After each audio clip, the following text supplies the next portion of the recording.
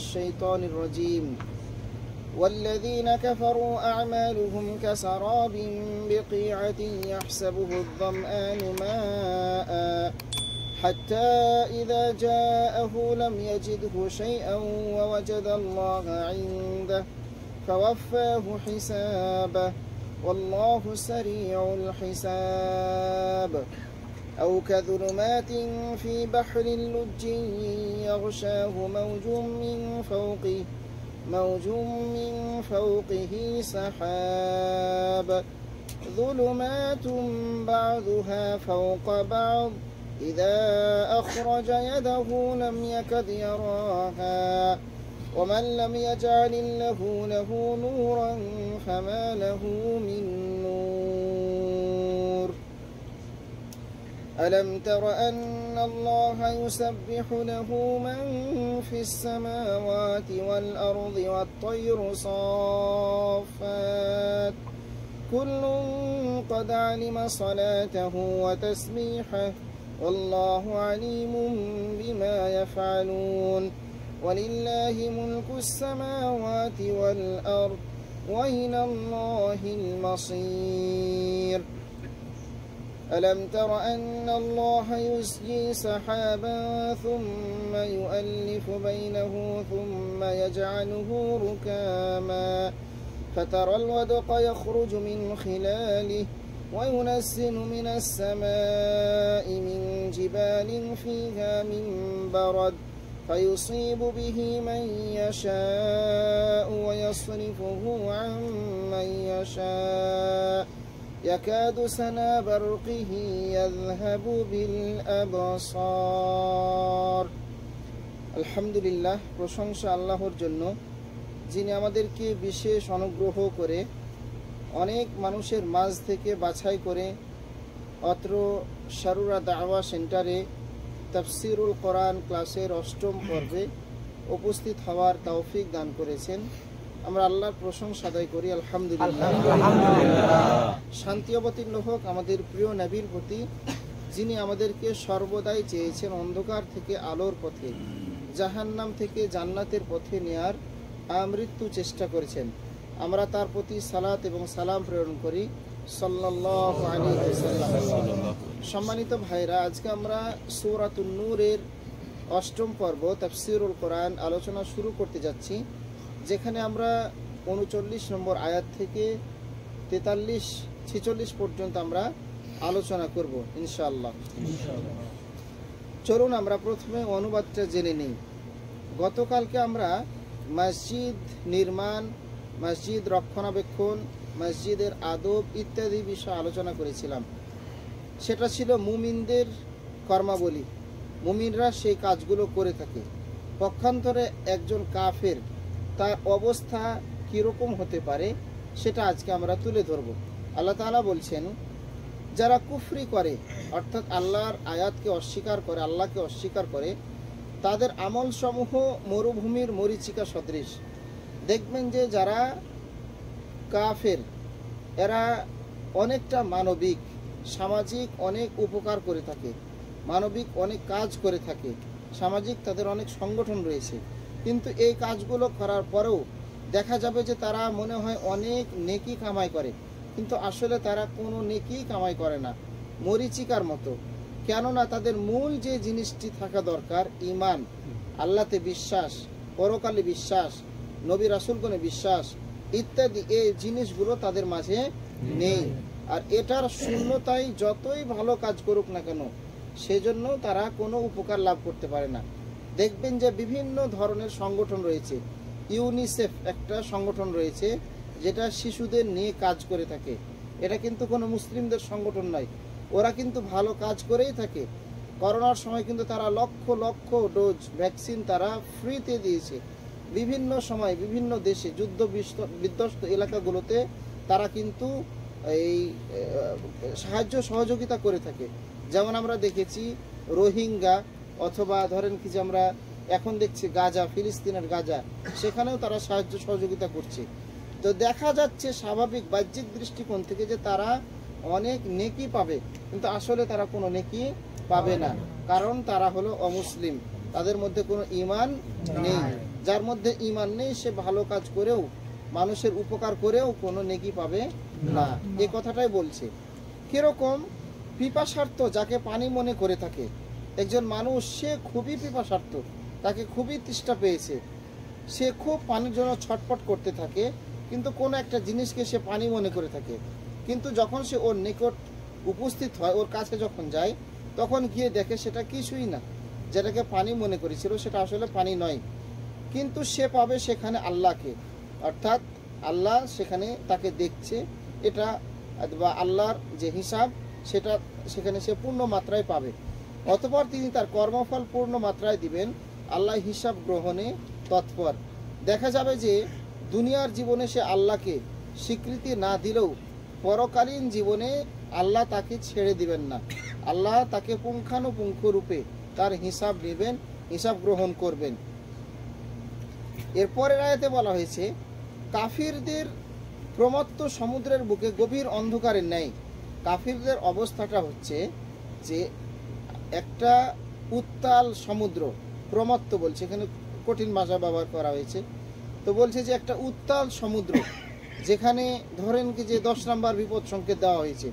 বাংলাদেশে এরকম বিপদ সংকেত দেয় না, 10 নম্বর হচ্ছে সর্বোচ্চ অ্যালার্ট, যেখান থেকে জরুরি অবস্থা জারি করে আশপাশ থেকে সব মানুষকে উঠিয়ে নেওয়া হয়।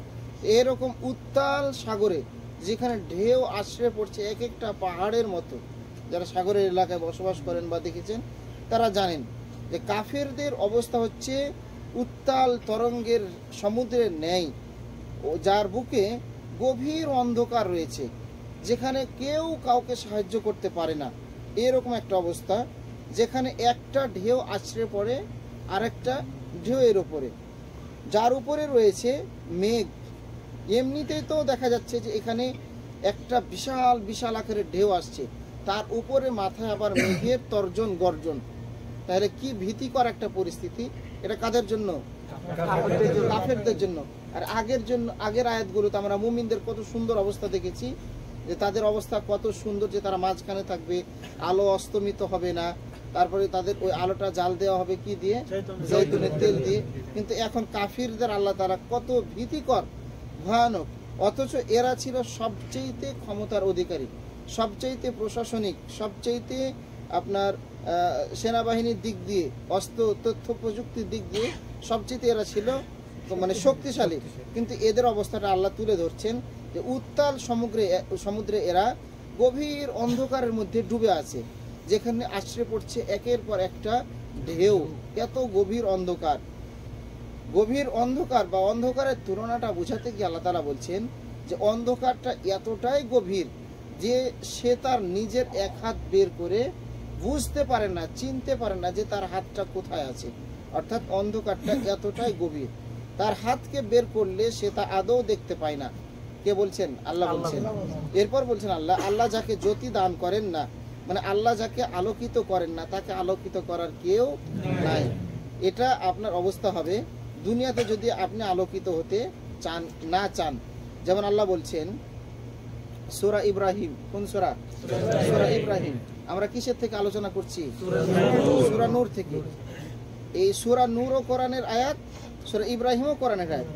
তো সূরা ইব্রাহিম বলছে 2 নম্বর আয়াত, কিতাবুন, মানে এই কিতাবটি কোরআনকে উদ্দেশ্য করে বলছে, আনজালনাহু ইলাইকা, হে রাসূল আপনার প্রতি আমি এই কিতাবটি নাজিল করেছি, লিতুখরিজান নাসা মিনাজ-যুলুমাতি ইলান নূর, যাতে করে আপনি মানুষকে অন্ধকার থেকে, জাহান্নাম থেকে তুলে জান্নাতের পথে, আলোর পথে পরিচালিত করতে পারেন।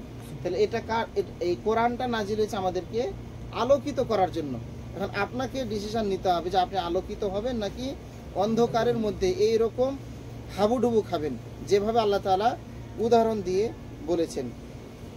প্রিয় ভাইরা, এই আয়াতের মধ্যে আমরা 2টো উদাহরণ পেয়েছি, একটা আগুন এবং একটা পানি। তো এখানে আমরা দেখব যে প্রথম কাফের উদাহরণ হচ্ছে সেই রকম যারা অন্যদেরকেও কুফরির দিকে আহ্বান করে এবং মনে করে যে তারা হিদায়েতের উপরেই প্রতিষ্ঠিত রয়েছে। সমাজে দেখবেন অনেক সংগঠন রয়েছে যারা নিজেরাই শিরকে নিমজ্জিত রয়েছে, এটা আমাদের দেশে হোক অন্য দেশে হোক, এবং তারা মনে করে যে না আমরাই হকের উপরে আছি, এবং তারা অন্য মানুষকে এইদিকে আহ্বান করে। এদের একটা অবস্থা হবে এইরকম যে তারা এই সাগরের মধ্যে, উত্তাল সমুদ্রের মধ্যে হাবুডুবু খাবে। কিন্তু এটা তাদের কল্পনা মাত্রই যে তারা শুধু হকের উপরে রয়েছে। তাদের দৃষ্টান্ত হলো এরূপ, যেমন কোনো পিপাসার্থ লোক মরুভূমিতে দূর থেকে চকচকে বালু দেখতে পায়। আমরা একটা উদাহরণ দেখেছিলাম যে মরুভূমি আর একটা হচ্ছে সাগরের। তো এটা বলছে যে চকচকে বালি দূর থেকে দেখতে পাচ্ছে এবং ওকে পানির তরঙ্গ মনে করে বসে, মনে করছে যে ওটা পানি। এই যে হাই রোডগুলো যেগুলো রয়েছে, যখন খুব রোদ পড়ে দেখবেন যে দূরে চিকচিক করে মনে হচ্ছে যে পানি আছে, তাই না? এরকম মনে হয় না? এরকম আসলে কি সেখানে পানি থাকে? সেখানে পানি থাকে না। তো মরুভূমির মধ্যে দুই সময় দেখা যাচ্ছে যে পানিগুলো দোলাচল করে। কিরকম? আসলে সেখানে পানি নাই। যখন সকালে সূর্যটা উদিত হয় সকালবেলা, যে চিকচিকে, যখন এই যে এই শীতের সময় দেখবেন যে ঘাসের ওপরে এই হালকা কুয়াশা পড়ে থাকে, তো দেখতে শিশির, ওগুলোকে শিশির বলে, দেখতে খুব সুন্দর দেখায়। তো ওই রকম কাফির মনে করে যে ওই দূর মরুভূমিতে মনে হচ্ছে যে পানি আছে। এখন তার কাছে সবচেয়ে মূল্যবান কি জিনিস? পানি। টাকা পয়সা, ধন দৌলত, বউ বাচ্চা কোনোটাই তার কাছে ভালো লাগে না। ওই পানির জন্য সে ওখানে ছুটে যায়। ছুটে যখন ওখানে যায়, ছুটে গিয়ে সে নিরাশ হয়, অর্থাৎ সেখানে সে কোনো পানি খুঁজে পায় না। আমরা দেখেছি, আর একটা উদাহরণ আপনাদেরকে দিলে বুঝবেন, যে ইব্রাহিম আলাইহিস সালামের ওয়াইফ ইসমাইল ওনার জন্য যখন এই পানির জন্য ওনার মা সাফাই এবং মারওয়ার মাঝে ছোটাছুটি করছিলেন না, সাফাই যখন আসেন মনে হয় মরুভূমি, এই মারওয়ার ওখানে মনে হয় পানি আছে, ওখানে গিয়ে দেখে যে পানি নাই, আবার এখানে ছুটে আসেন, আবার ওখানে যান। এটা আমরা আর একটা উদাহরণ আপনাদেরকে বাস্তবে দেখতে পাবো, আমরা দিতে পারি। যখন সে সেখানে পৌঁছে তখন সেখানে সে কিছুই পায় না। আল্লাহ তাআলা বলছেন যে তাদের ব্যাপারে, যে তাদের যে কাজগুলো ছিল সেগুলো নষ্ট হয়ে গেছে তিনটি কারণে। কয়টি কারণে? তিনটি কারণে। এক নম্বর হলো যে তারা দুনিয়াতে ভালো কাজ করেছে, তাদের মধ্যে শিরক ছিল, অর্থাৎ আল্লাহ ছাড়া অন্য কারো জন্য তারা ইবাদতগুলো করেছিল। তাদের ইখলাসটা সঠিক ছিল না, তাদের ইখলাসটা সঠিক ছিল না। দুই নম্বর হচ্ছে যে এই তারা রাসূল সাল্লাল্লাহু আলাইহি সাল্লামের পদ্ধতি অনুযায়ী ইবাদতগুলোকে করেনি। আপনি শুধু দান সাদকা এটা ইবাদত তা না, সব কিছুই, হাসি মুখে কথা বলাটাও সাদকা বা ইবাদত। তারা রাসূল সাল্লাল্লাহু আলাইহি সাল্লামের পদ্ধতি অনুযায়ী করেনি, আর তারা তাদের নিয়তটাই ছিল খারাপ। এই তিনটা কারণে তাদের আমলগুলো নষ্ট হয়ে গেছে। যেমন আল্লাহ তাআলা বলছেন, وَقَدِمْنَا إِلَى مَا عَمِلُوا مِنْ عَمَلٍ فَجَعَلْنَاهُ هَبَاءً مَنثُورًا। আমি তাদের কৃতকর্মগুলি বিবেচনা করব। আল্লাহ বলছেন যে আমি তাদের হিসাব নিকাশ করব আমল নামাগুলোকে, তাদের যে আমল দুনিয়াতে করতে সেগুলো, অতঃপর সেগুলোকে বিক্ষিপ্ত ধূলিকণায় পরিণত করব। অর্থাৎ যে আমলগুলো আল্লাহর মানে তাওহীদ ছিল না, যে আমলগুলোর মধ্যে সুন্নাহ ছিল না, রাসূলের পদ্ধতি ছিল না, যে আমলগুলোর মধ্যে নিয়ত শুদ্ধ ছিল না, এ সমস্ত আমলগুলোকে আমি ধূলিকণায় পরিণত করব। মানে সেই আমলগুলো দ্বারা আপনি কখনো উপকৃত হতে পারবেন না। হয়তো আপনি যে পর্যায়ে আছে, আমরা মনে করছি যে বর্তমান এই পর্যায় থেকে মনে হয় আমি অনেক বেশি ইবাদত করছি। আপনার পাশে রুমমেট, সে নামাজ পড়ে না, আপনি নামাজ পড়েন, কারণ আপনি মনে করছেন যে আমি মনে হয় অনেক বেশি ইবাদত করছি, এটাই মনে হয় আমার জন্য যথেষ্ট। বা কেউ হয়তো মনে করতে পারে এটাই মনে হয় আমি বেশি করছি, নামাজ পড়ছি, সত্য কথা বলছি, তারপরে হালাল উপার্জন করছি, এটা মনে হয় আমি বেশি করে ফেলছি। এটা মনে হয় সে এত কনফিডেন্স যে এর মাধ্যমে মনে হয় সে জান্নাতে চলে যাবে। তো দেখা যাবে যে তার ভুল ত্রুটির কারণে আল্লাহ তাআলা সে আমলগুলোকে গ্রহণ করবেন না, ছুঁড়ে মারবেন। আর কাফিরদের বিষয়ে আল্লাহ তাআলা সর্বশেষ যেটা বলেছেন, যে কাফিরদের বিষয়ে আল্লাহ তাআলা অজ্ঞ নন, আল্লাহ তাআলা মানে অজানা নন বা ভুলে যান নাই। আল্লাহর এই ব্রেনে আল্লাহ তাআলা তাদেরকে হিসাবে রেখেছেন, নজরে রেখেছেন, তাদেরকে ছাড় দিয়েছেন, কিন্তু আল্লাহ তাআলা ছেড়ে দেন নাই। আল্লাহ বলছেন, ওয়াজাদাল্লাহা ইনদাহু ফাওয়াফাহু হিসাবা। সেখানে তারা পৌঁছার পূর্বে আল্লাহ তাআলা তাদেরকে পূর্ণ মাত্রায় হিসাব দিবেন। আর আল্লাহ তাআলা হচ্ছেন এই হিসাব গ্রহণে আল্লাহ তাআলা হচ্ছেন দ্রুত। অবশ্যই আল্লাহ তাআলা হিসাব গ্রহণ করবেন। তারা যে জাহান্নামের তালিকাভুক্ত হয়ে গেছে এটা নিশ্চিত, লিস্ট চূড়ান্ত হয়ে গেছে, যেখানে তারা জাহান্নামের তালিকাভুক্ত হয়ে যাবে। যখন পৃথিবীতে, একটা কথা মনে রাখবেন যে পৃথিবীতে আমরা বর্তমানে দেখা যায় যে ইসরায়েলের যে প্রধানমন্ত্রী আছে বেনিয়ামিন নেতানিয়াহু, একে আমরা সবচেয়ে জঘন্য মনে করি, যে ফিলিস্তিনের মানুষকে মারছে, বা আরও অন্যান্য যারা নেতা রয়েছে, অমুসলিম কাফের যারা রয়েছে। পৃথিবীতে এখন পর্যন্ত সবচেয়ে জুলুমের মাত্রা অতিক্রম করেছিল ফেরাউন। ফেরাউনের মতো জুলুম কেউ করেন নাই। ফেরাউন এতটাই দাপট নিয়ে দেশ চালাতো, মনে হতো যে সে আল্লাহ, নিজেকে সে আল্লাহই দাবি করেছিল। তাই সে অনেক দিন হায়াত পেয়েছিল। সে তার কথায় মানুষ উঠবস করত, ইচ্ছা হলে মানুষকে মেরে ফেলতো, ইচ্ছা হলে মানুষকে জীবিত রাখতো। তো এই এত ক্ষমতাধর দাপট, মনে হচ্ছিল না যে সে ফেরাউন মারা যাবে অথবা এর ক্ষমতা শেষ হবে, এটা মনে হচ্ছিল না। কিন্তু লাস্ট পরিণতি দেখেন তো ফেরাউনের, আল্লাহ কি ছেড়ে দিয়েছেন তাকে? আল্লাহ ছেড়ে দেন নাই। আল্লাহ তাআলা ফেরাউন আদেশ দিল কি, যে তোমরা যত পুত্র সন্তান জন্মগ্রহণ করবে সবকে হত্যা করবে। কার ভয়ে? খালি মুসার ভয়ে। আর যত কন্যা সন্তান জন্মগ্রহণ করবে তাদেরকে ছেড়ে দেবে। তাহলে একটা অপরাধ যদি আল্লাহ তাআলা এর হিসাবটা নেন, তাহলে এমনিতে তো তাকে আল্লাহ পাকড়াও করতে পারে। কিন্তু এতগুলো জঘন্য অপরাধ করার পরেও আল্লাহ তাআলা ছাড় দিয়েছেন, মুমিনদেরকে পরীক্ষা করেছেন। বর্তমানেও দেখবেন আশপাশে চারিদিকে বিভিন্ন অন্যায়, বিভিন্ন জুলুম নির্যাতন হচ্ছে। মনে রাখবেন যে আল্লাহ তাদেরকে ভুলে যান নাই। আজ গতকালকে একটা নিউজ দেখলাম যে ফিলিস্তিনের গাজায় ইফতার করছে ঘাস দিয়ে। আপনারা মনে হয় নিউজটা দেখেছেন, ঘাস দিয়ে ইফতার করছে। আবার সাহারি করছে রুটি দিয়ে, শুকনো রুটি দিয়ে। আমরা কত সুন্দর খাবার খাচ্ছি। তো আমরা মনে করছি যে আল্লাহর সাহায্য কি হারিয়ে গেছে? না, আল্লাহর সাহায্য আছে। অন্যান্য দেশসমূহ একটা সময় কত জুলুম নির্যাতনের মধ্যে ছিল, এখন দেখেন তারা নিজেরাই স্বাবলম্বী হয়েছে। আল্লাহ এর মাধ্যমে অবশ্যই অবশ্যই ভালো কিছু রেখেছেন, পরীক্ষা করছেন। নবী রাসূলগণ নিজ মাতৃভূমি থেকে বিতাড়িত হয়েছেন, সেখানে হতেই পারে এমনটা, এটা আল্লাহর পরিকল্পনা। যাই হোক, আমরা অন্যদিকে আর আলোচনা দীর্ঘায়িত করব না। পরবর্তীতে একটা হাদিস আমরা সহিহ বুখারী এবং মুসলিমের মধ্যে এসছে, যে হাদিসটি উল্লেখ করব। কিয়ামতের দিন ইহুদিদেরকে আল্লাহ জিজ্ঞেস করবেন যে দুনিয়ায় তোমরা কার উপাসনা করতে? ইহুদিরা বলবে যে তারা আল্লাহর পুত্র, নাউযু বিল্লাহ, আল্লাহর কোনো পুত্র সন্তান নেই। কোথায় পেয়েছি আমরা? সূরা ইখলাসে আল্লাহর পরিচয়, বংশ পরিচয় সম্পর্কে আমরা পেয়েছি যে আল্লাহর কোনো পুত্র সন্তান নেই। তারা বলবে যে আমরা আল্লাহর পুত্রের উপাসনা করতাম। সে কে?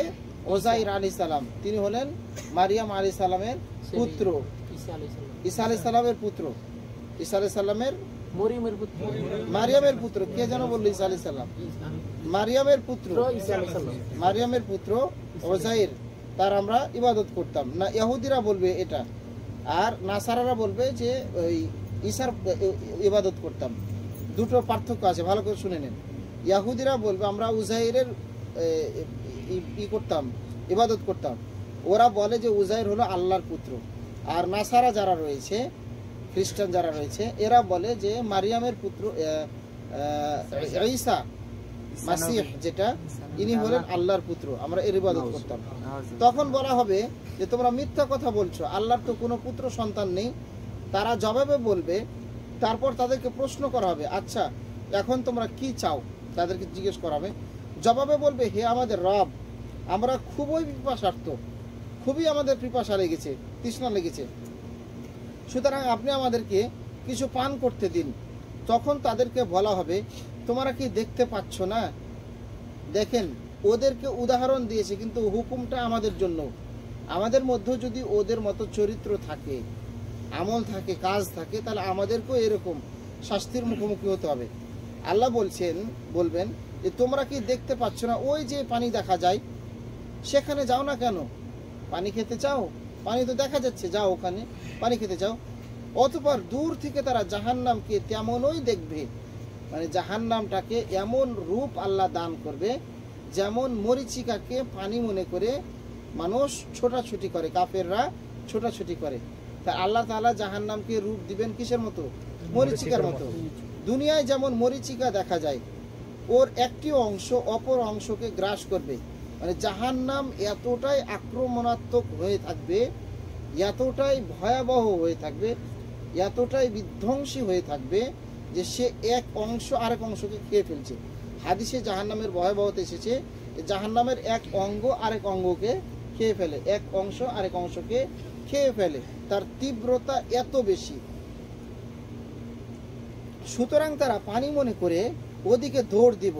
যখন পানি মনে করে ওখানে পানি খাওয়ার জন্য তারা ওখানে যাবে, আসলে ওটা তো পানি না, ওটা কি কি খাদ, মরিচিকা। যখনই পানি নেওয়ার জন্য ওরা ঝাঁপ দিবে, পড়ে যাবে কোথায়? জাহান্নামে পড়ে যাবে। এজন্য প্রিয় ভাইরা, আসুন আমরা এই কাফিরদের সাদৃশ্য গ্রহণ না করে মুসলিমদের সাদৃশ্য আমরা গ্রহণ করি। হাদিসটি সেই মুসলিমের মধ্যে এসেছে, বুখারীর মধ্যেও এসেছে। এরপর আমরা বলবো যে কিয়ামতের দিন উবাই ইবনে কাব রাদিয়াল্লাহু তাআলা থেকে একটা হাদিস বলছেন যে যুলুমাতুম বা'দুহা ফাওকা বা'দ, তাদের উপর এক অন্ধকারের উপর আরেক অন্ধকার আসতে থাকবে।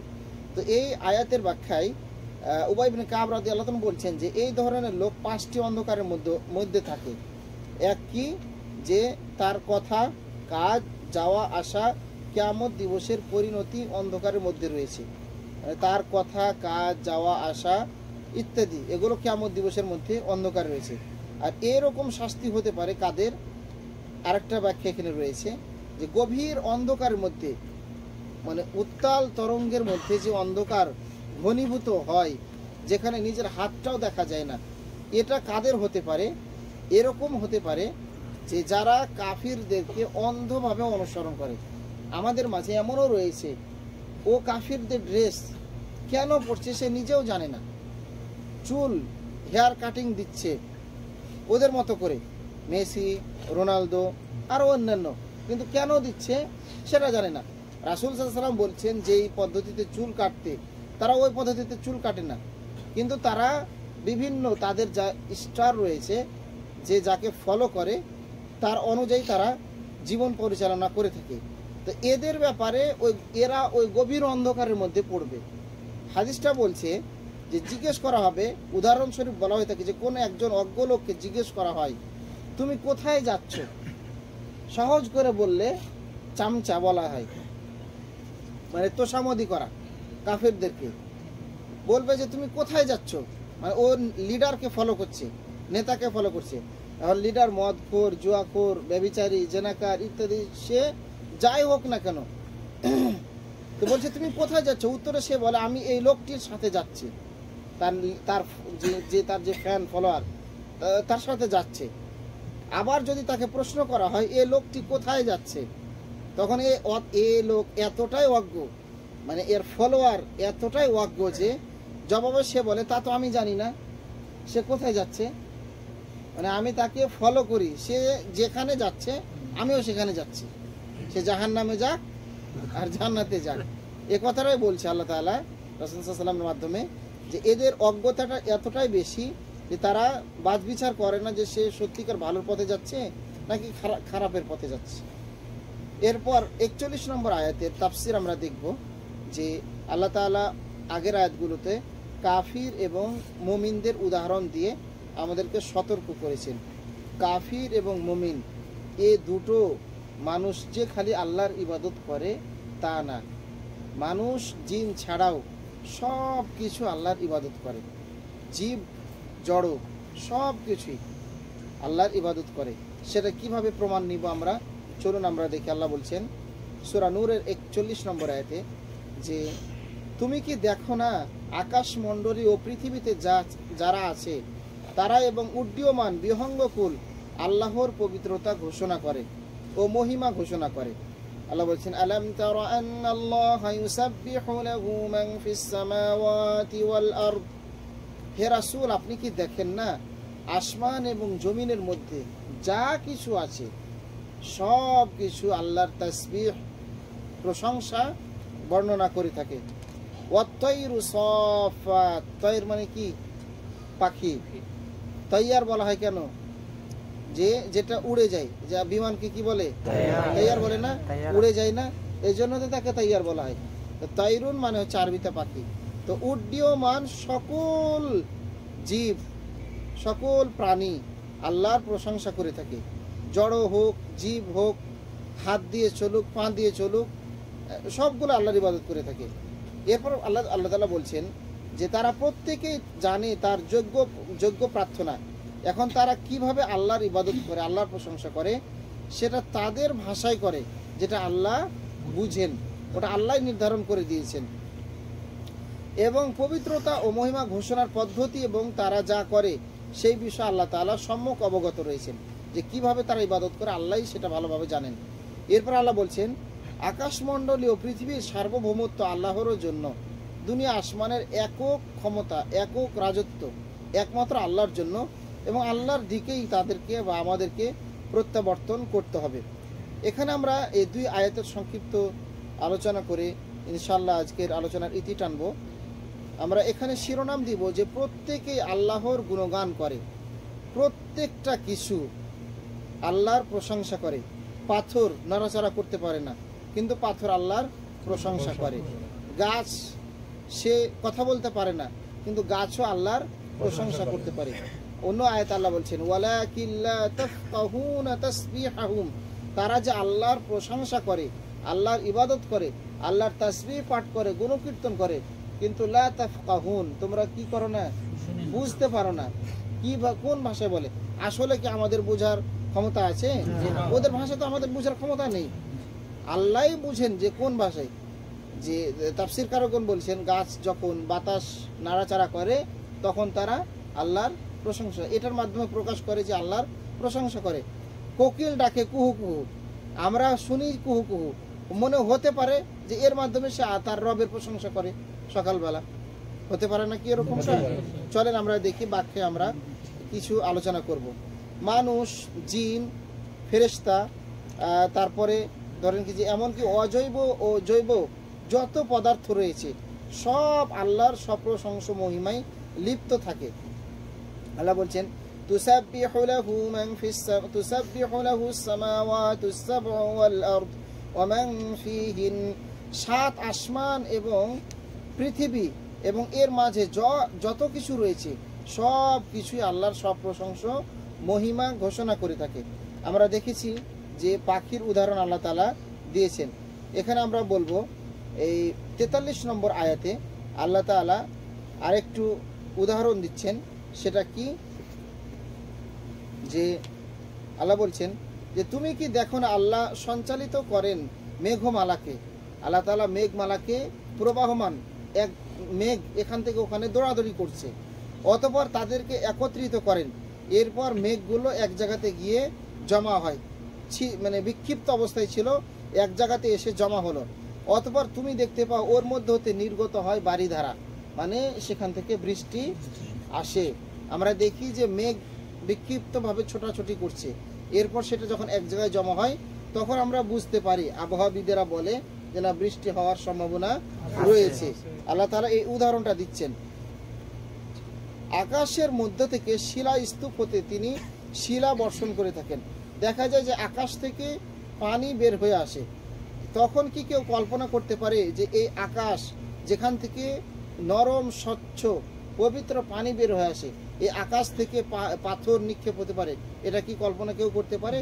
কিন্তু না, সেখান থেকে দেখা যায় যে আল্লাহ তাআলা কোনো সময়, আমরা তো ছোট পাথর দেখি যেটা একটু পরে গলে যায়, অনেক জাতি রয়েছে যাদেরকে আল্লাহ তাআলা আকাশ থেকে পাথর মেরে নিক্ষেপ করে একেবারে সমূলে বিনাশ করে দিয়েছেন, ধ্বংস করে দিয়েছেন। শিলাস্তূপ হতে তিনি, আকাশ থেকে শিলাস্তূপ হতে তিনি শিলা বর্ষণ করেন এবং এর দ্বারা তিনি যাকে ইচ্ছা তার উপর হতে এটা অন্য দিকে ফিরিয়ে দেন।